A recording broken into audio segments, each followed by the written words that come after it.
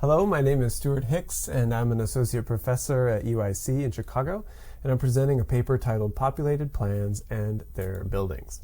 The idea for the paper began after initial reading of an essay in Log 45, which itself began life as a paper presented here at ACSA a few years ago, back when we used to do this kind of thing in person.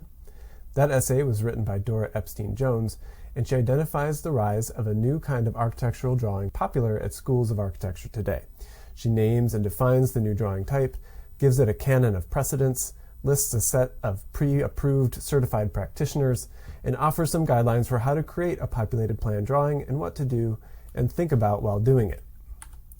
In case you don't just know it when you see it, like other forms of pornography, a populated plan is an orthographic projection with an extensible ground plane. It may extrude into the third dimension with walls cut horizontally, and it includes depictions of scaled human figures engaged in activities. The example here is included in the essay and was drawn by Moss Architects to depict an ordinary day and the lives of ordinary people in their curiously configured ordinary architecture. Although it doesn't look like a plan, because it isn't, it seems that orthographic projection and people are the primary ingredients and the plan cut itself is secondary. In defining what populated plans are, Jones goes on to describe what these drawings can and can't do with a series of do's and don'ts. Do use a populated plan to project possible futures. Don't use a populated plan as a crutch for a boring plan. Do consider the ethical implications of peopling. Don't do a section. Do forget function, and don't forget fiction. My contribution in this paper was to develop a list of what could be considered built examples of populated plans, looking for buildings that perform like the drawing does. To identify these material equivalents can offer more nuance into how this representational medium privileges certain architectural qualities and suppresses others. The list I developed is incomplete. It is by no means a comprehensive list, but the examples offer a host of spaces that we can compare under this new typology.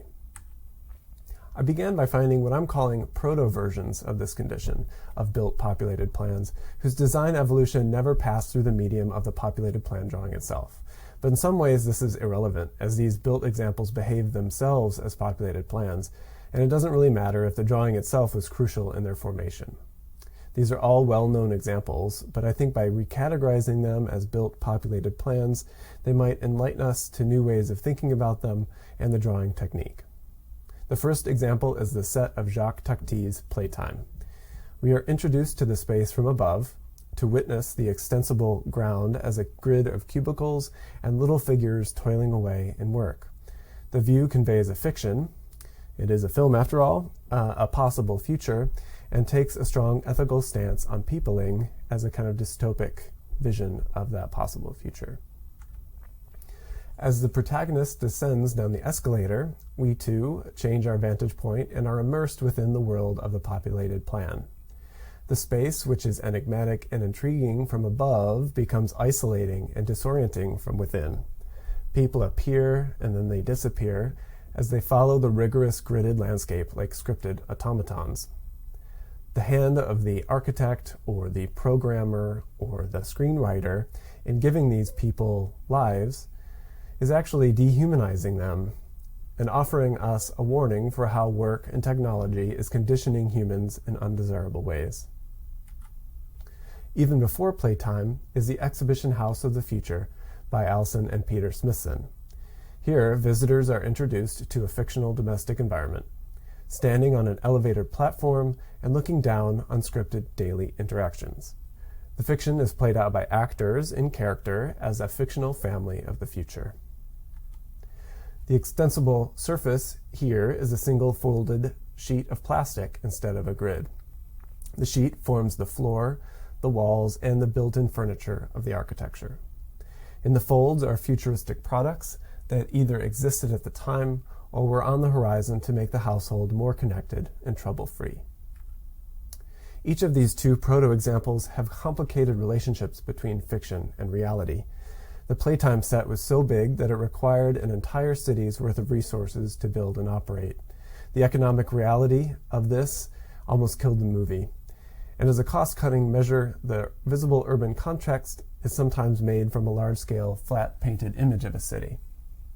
The house of the future has old and new technology commingling in a futuristic life for sale. One can be understood as a celebration, and the other a critique of the role of technology.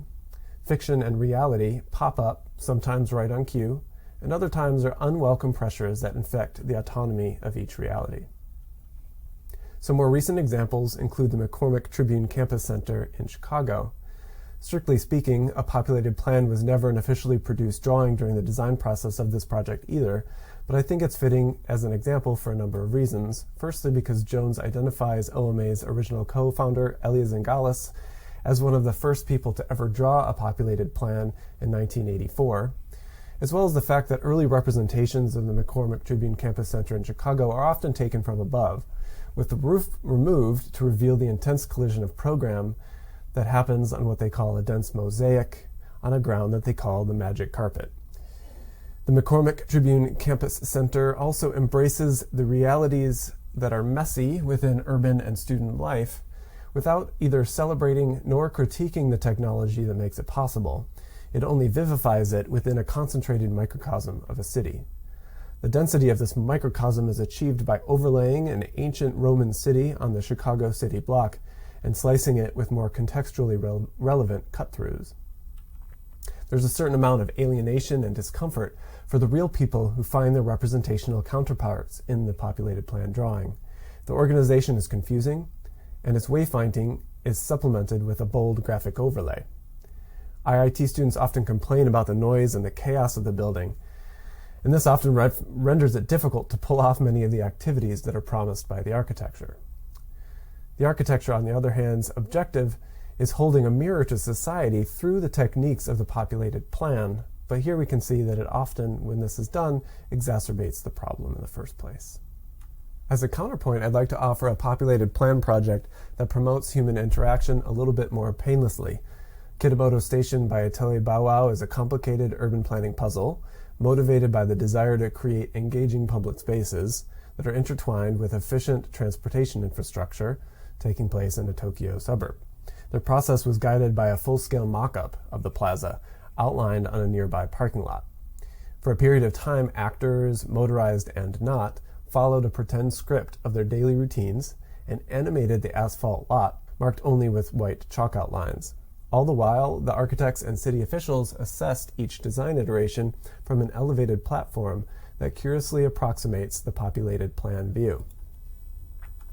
The design process also included sketches made as collaborations between the public and the architects, and these took the form of populated plan drawings. It is also the preferred drawing of the final representation of the project by Atelier Bow Wow.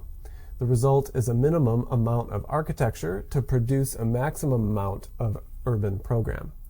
Lines on the ground in real life provide ready-made boundaries for markets, material ground changes, and channels of flows of people.